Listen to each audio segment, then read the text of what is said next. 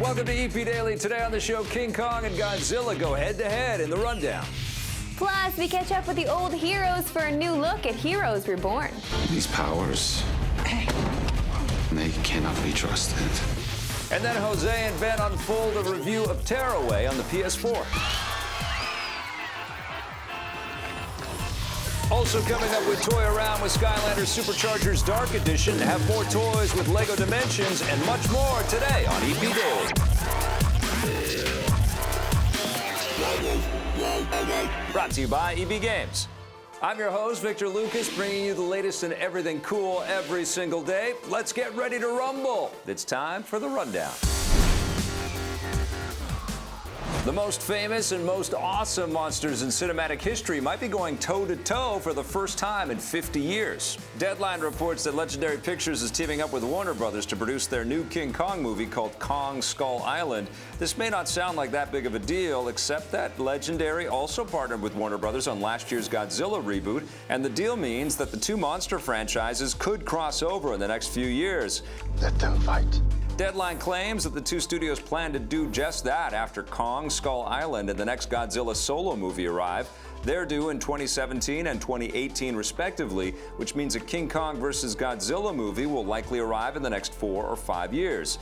This won't be the first time the two heavyweights have gone head-to-head. The Japanese-produced King Kong vs. Godzilla was released back in 1962. It looks like Star Wars is taking a page from the Marvel playbook. The highly anticipated new film, The Force Awakens, is rumored to have a Marvel-style post-credit scene that will tease the next Star Wars movie, the spin-off film, Rogue One. A brief teaser for the film was shown to attendees at the Star Wars Celebration earlier this year, but hopefully this will offer a little something extra. Disney has long touted its intentions to expand the galaxy far, far away with multiple interconnected films and TV shows, which has already turned their Marvel Cinematic Universe into a money-making juggernaut. It all begins when The Force Awakens hits theaters on December 18th. Some Titan-size entertainment in the rundown today, and I've brought my Titan-sized friend out here. With his flappy little Godzilla arms. What are you going to do with those arms, Godzilla? I don't know. I'm going to just try to reach buildings and pick up that guy. I'd like to get him if I can. No, listen, I love Godzilla, but I think it's very challenging to make a giant monster special effect movie at this point. The special effects are so powerful that you look at these giant things that are being destroyed and you see these giant monsters and you're like, all of this is just animated. Like there is a part of you that's not sort of carried along on the wave of excitement that these giant monster things should have. I don't know about Skull Island. I don't know if I need to see any more King Kong. I've seen great King Kong movies through the years, going all the way back to the original. I've seen great Godzilla movies through the years, going again all the way back to the original. I don't know if I need more going forward. Do you think we need more? They're fun. I mean, because I love Pacific Rim, and I think that kind of took it in a cheesy type of direction and a cartoony type of direction. Movie. It just was so over the top and What about this? Godzilla, King Kong versus Pacific Rim robots. They're all under the Legendary umbrella. All three of them. And I know that Guillermo del Toro would love to make that happen. And I think that's what they got to do. I don't think they can just sort of say, well, just going to give me one big monster, now one over here, and now maybe those two fight. Like, bring them all together. Let's see them all fight now. That's what I want. They are crafting the mega universe, which seems to be the movement of the day in Hollywood. And speaking of which, that's obviously what Disney has afoot here with the new expanded Star Wars movie universe that they've got. Do you want a teaser at the end of it for what's coming in Star Wars? If the teaser is this, two Ewoks kissing. I need to see stuff that I want or that I feel like I need from a storytelling standpoint. For sure there's more. There's always more. But I don't know if it's stuff I want. Well, this is cool, though. I mean, Rogue One is stuff that's hinted at in the very first Star Wars film from 1977, and it's just something that we've imagined. Now we get a sense of how these rogues are going to go out and get the Death Star plant. I think the cast that they've assembled is fantastic, and I like the director and the sort of early imagery. I'm excited as hell. I think this is going to be really fun. I think I may be excited enough for the both of us to have a good time, so don't you worry, my friend. Right now we got to check in on another blast from the past. Heroes are reborn. Do you see any people with powers around here? They are all gone. They are hiding or dead. So Heroes Reborn basically picks up 5 years post the end of the original series. At the end of the original series, the world finally finds out, there are people that exist in this world that have powers. These powers, They cannot be trusted. So as far as I see it, there's only one solution. It wasn't men in capes and suits who have been fighting crimes their whole lives. It was kids, and it was young people, and it was older people, and it was people that were not sure what was happening to them. And so there was an element of relatability to somebody's feeling of, oh my God, what's going on with me? Did I get started on the paperwork? I'd like to check the safety stats on the car first. You've probably got kids, right, Mr. Barnes? There's like border control for heroes, and people are being like tested, and it's a scary place for people with abilities. He's an inspiration to all of East LA. He's putting fear into those that need fear, and he's giving hope for those that need hope. Like a true, genuine superhero that's just starting out and doing his own thing, he's not widely accepted. A lot of people still kind of look at him like, what the hell's that guy doing? Like, we will be able to locate every enhanced human on the planet. It's based around a focal point, which is a disaster that occurred in Odessa, in Texas. Now, people are aware of individuals with special abilities. People are actually actively hunting them down, looking at them as third-class citizens now. And as a result, that changes people's lives forever. Ready, and the world is in danger, and now the people who have to save it also have to come out of the shadows into a world that kind of doesn't want them. Surprised to see me? Ordinary people discovering how extraordinary they are, how every person has something special inside them. And I just love that idea, and I sort of prescribe to that idea really in life. So then I see heroes and think, that's not so far from what's reality. I really think I have been here. It's okay, he's a friend. Renee? Heroes Reborn debuts this Thursday. Don't forget to check it out. Okay, I won't. Stick around. We've got toys coming to life again after the break at Skylanders Superchargers.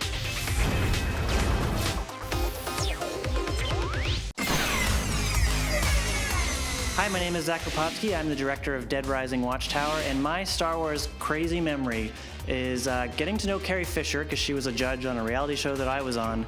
I don't know what you're talking about.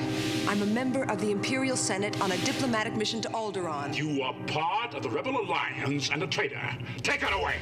In the middle of the show, she offered me her daughter in marriage because she thought I was doing such a good job, I guess. I don't know. Her daughter was 16 at the time, so it was a little strange. But I got to get to know Carrie after the show, which was very cool, going to her house. And she had no Star Wars merchandise in her house except for one slave Leia about this big on her coffee table. So now you know.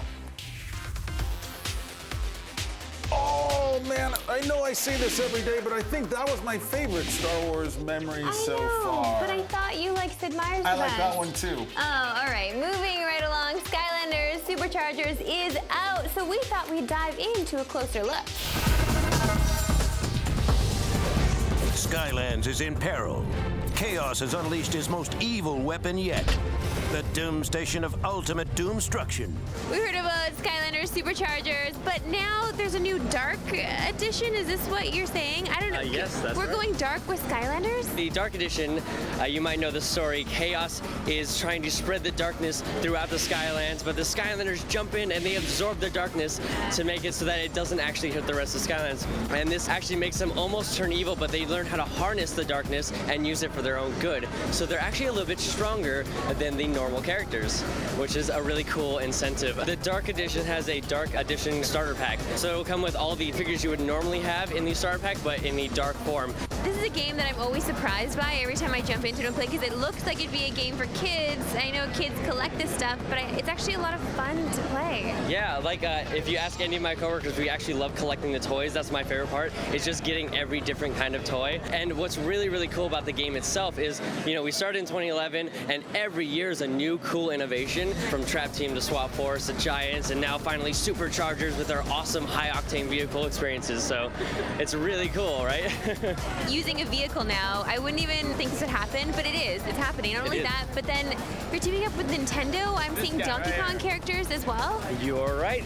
We actually collaborated with Nintendo to bring in two of their most iconic figures, Bowser and Donkey Kong. And this is Hammer Slam Bowser Bowser and turbocharged Donkey Kong, and they have a whole array of moves that you'll see are very inspired from their history. And those also have a Dark Edition, which is super duper cool. Never been a big fan of Skylanders, but that makes me curious. I gotta tell you. Skylanders is so much fun. We're gonna have a review for you on the show as well. You know what else we're gonna have a review of when it comes out? Lego Dimensions. Here's Jose.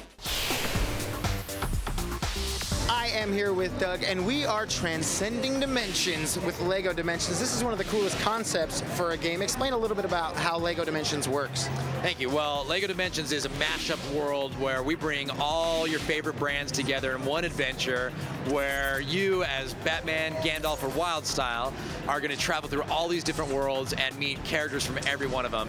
There's literally no rules, no walls between any of these worlds, any of these dimensions. So that's sort of at the heart of it, the sense of humor, the storytelling, everything you'd expect from a great TT Games experience. We're taking that up to the highest level we can, and we're really excited about it.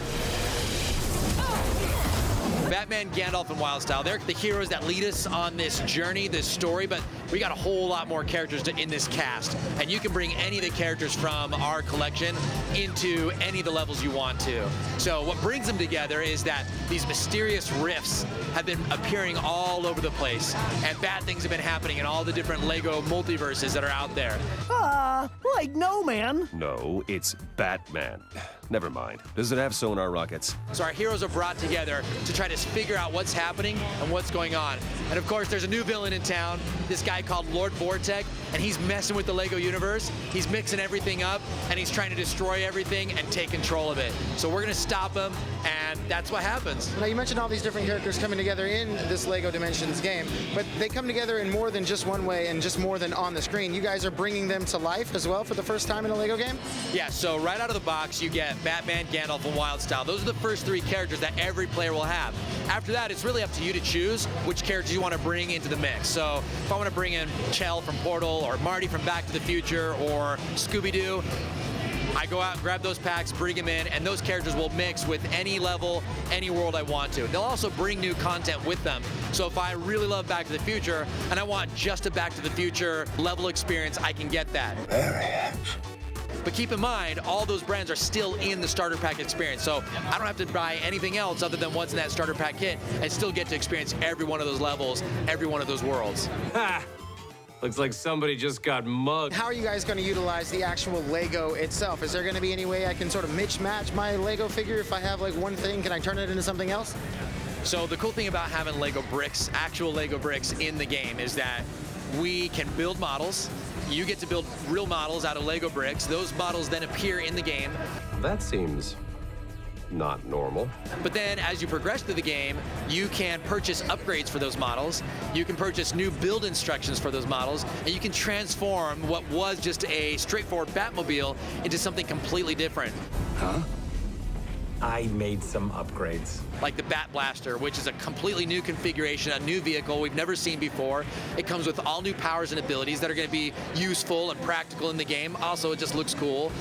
It's a lot of fun, and that's every single item in any expansion pack you buy or that you get in the starter pack. It transforms up to 3 different times, 3 different models to choose from, and it's a total 3-in-1 concept for every single toy you get. You get to build your own Legos, and then they come to life in the game.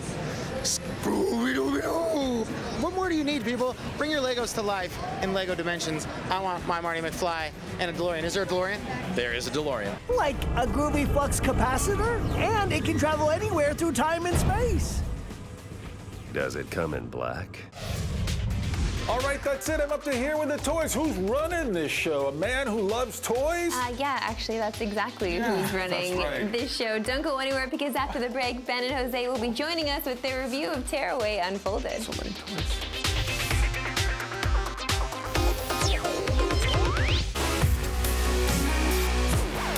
Welcome back to EP Daily. Tearaway was a game that came out on the Vita in 2013. We actually had it in our Rocket and Ray Gun Awards as well. The game was so good they decided to port it to the PS4. Here's a review of Tearaway Unfolded.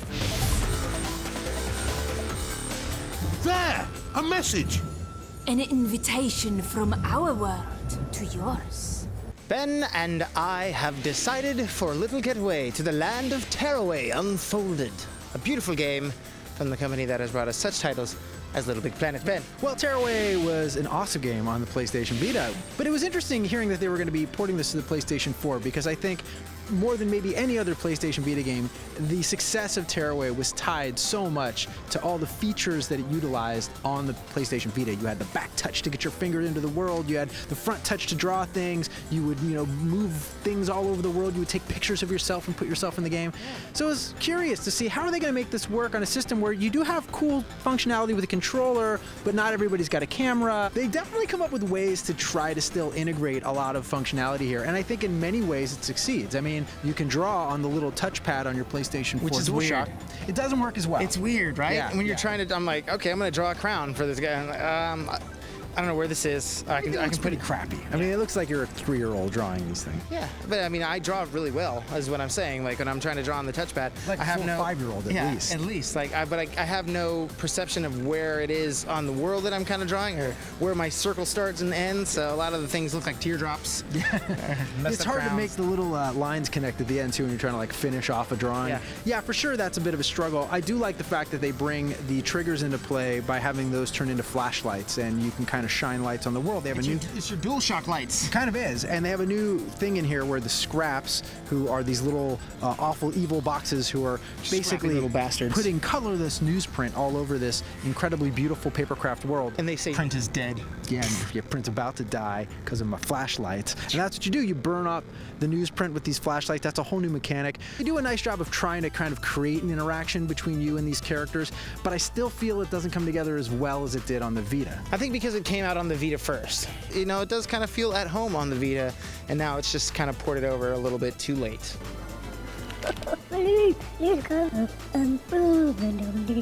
I think this is a successful port because they did such a great job building it. I mean, it looks amazing. It's running at 60 frames per second. It's buttery smooth.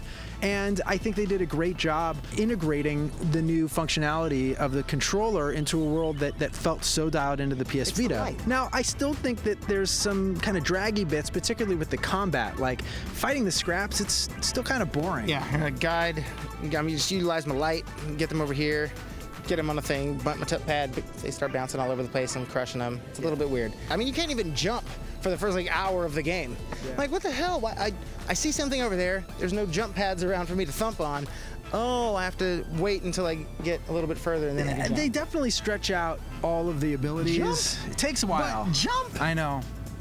Jump? They could have given you a jump right at the beginning. I also just think, like, it's kind of too easy. It's supposed to be not hard. It's a very cute, cloying, adorable game, and it's very stylish. It's Media Molecule. These people know style. They're very awesome with this kind of homespun, Etsy-like game design. English narrated video games. I mean, look, they did Little Big Planet.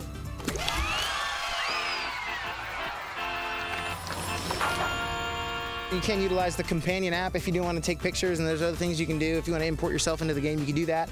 You can see my mug all over my game. I wish I could share that with other people and then just be in your world. Just my face. You can actually print, I already have enough of your face in my life, but you can print out little papery things you find in the world, and you can then fold them and give them to your kids or whatever. It's very creative. It's very cute. It's very cool. I mean, I still really like the core game here. There are moments when you succeed in a quest and you're running through fireworks with little pieces of paper, and they have that great music playing, that it really kind of captures the essence of what made the PS Vita version so great and why this game franchise is so awesome. And especially if you have young children, there aren't many games to play on the next-gen consoles that you can just dive in and give to a child. Yes. This game, one of them. You certainly could play this game with a child. You could be a child. You could be an adult, too. It's a game that'll appeal to all kinds of different gamers. I think it's a really good port. I don't think it's necessarily as great as the Vita version, but Tearaway Unfolded is a lot of fun for PlayStation 4 owners. I'm giving it an 8 out of 10. I'm giving it a 7.5. Oh, another game that is so cute, and I'm so happy to have it on my PS4. Don't go anywhere, because after the break, we've got your Twitter question of the day. If you want more EP, go to our website, epn.tv, for bonus content and full episodes. We're also on Facebook and Twitter.